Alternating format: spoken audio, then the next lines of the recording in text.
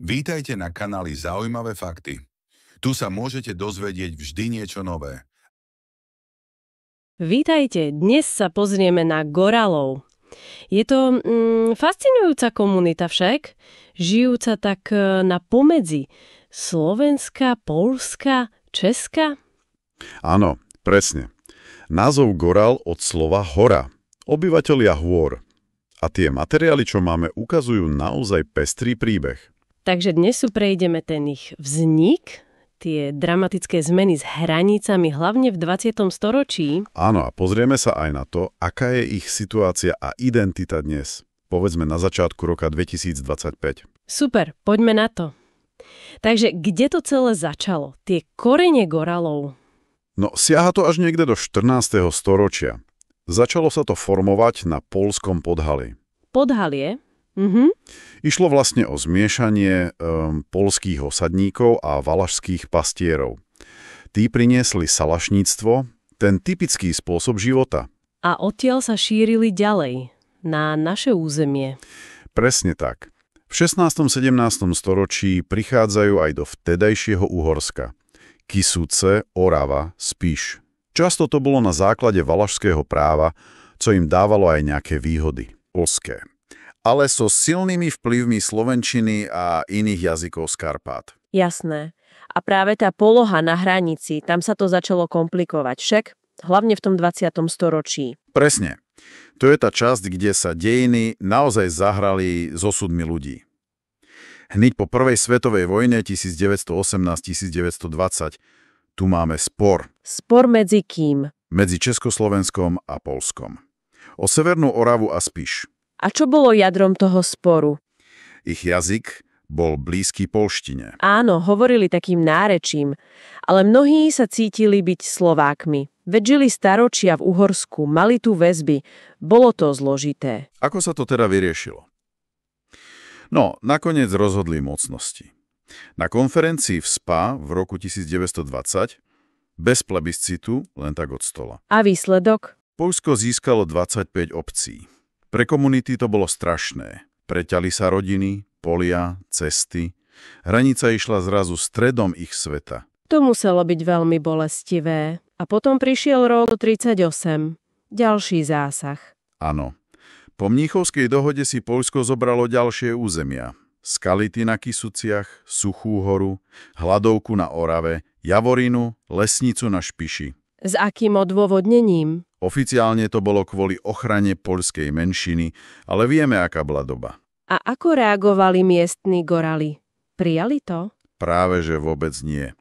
Materiály hovoria o veľkom odpore. Vnímali to ako anexiu, ako krivdu. Na Kisuciach boli dokonca burlivé protesty. To je zaujímavé. Ukazuje to, že tá identita nebola taká jednoznačná. Presne. A paradoxne úľavu pocítili až počas vojny, keď vznikol slovenský štát a tie územia sa v roku 1939 dočasne vrátili Slovensku. Privítali to. A aby toho nebolo málo, spomína sa aj ten nacistický projekt Goralen Folk. Čo to bolo? Áno, to bol taký bizarný pokus nacistov tvrdiť, že Gorali sú vlastne germánskeho pôvodu, chceli ich oddeliť od Poliakov, ponúkali im nejaké výhody. A uspeli s tým? Vôbec nie. Drvivá väčšina Goralov, hlavne na poľskej strane, to odmietla. Mnohí sa naopak zapojili do poľského odboja. Ten projekt úplne stroskotal. Rozumiem. A po vojne? Ako sa ustrálili tie hranice? Po vojne sa hranice vrátili v podstate do stavu pred rokom 1938. Teda tie územia zabraté v 1938 sa vrátili Československu, ale tie obce získané Poľskom v roku 1920, tie už zostali Poľsku. Definitívne to potvrdila zmluva v roku 1958. Takže výsledkom je, že goralská komunita je dodnes rozdelená štátnymi hranicami. Presne tak. Máme Goralov na Slovensku odhadom tak 70-80 tisíc. Kisuce, Orava, Špiš. Áno. Potom 100 000 v Poľsku, hlavne to Podhálie, Zakopané a okolie. A ešte pár tisíc v Česku, na Jablunkovsku. A ako žijú dnes? Stále salašníctvo. To tradičné horské zdivobytie stále existuje, ale už menej.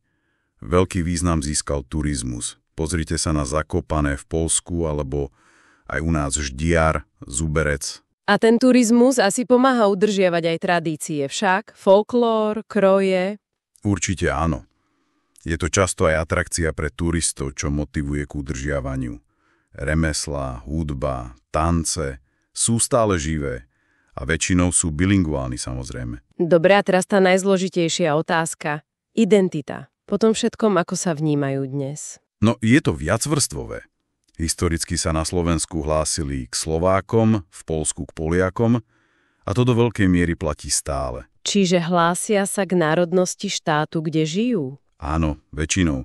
Ale zároveň si veľmi silne uvedomujú tú svoju goralskú špecifickosť. Kultúru, jazyk, zvyky. A tu prichádzame k tej novinke zo začiatku roka 2025. Uznanie Goralov, že národnostnú menšinu na Slovensku. To je veľká vec, nie? Je to významný krok, ale zároveň vyvolal aj dosť diskusí. Nie je v tom zhoda. Ako to? Veď by to malo posilniť ich postavenie. Niektorí to tak vnímajú, vítajú to ako uznanie ich jedinečnosti, ale iní vrátane časti historikov, etnografov a dokonca aj niektorých samotných Goralov s tým nesúhlasia. Prečo? Argumentujú tou historickou seba-identifikáciou so Slovákmi.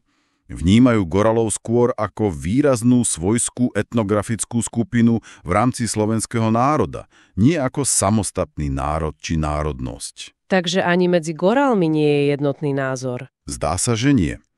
A zaujímavé je, že v Poľsku alebo Česku takáto diskusia o nejakej samostatnej goralskej národnosti vôbec neprebieha. Tam sú vnímaní ako súčasť poľského, respektíve českého národa s regionálnymi špecifikami. Čiže je to vlastne ďalšia kapitola toho ich príbehu identity, tentokrát ovplyvnená politickým rozhodnutím na Slovensku. Dá sa to tak povedať.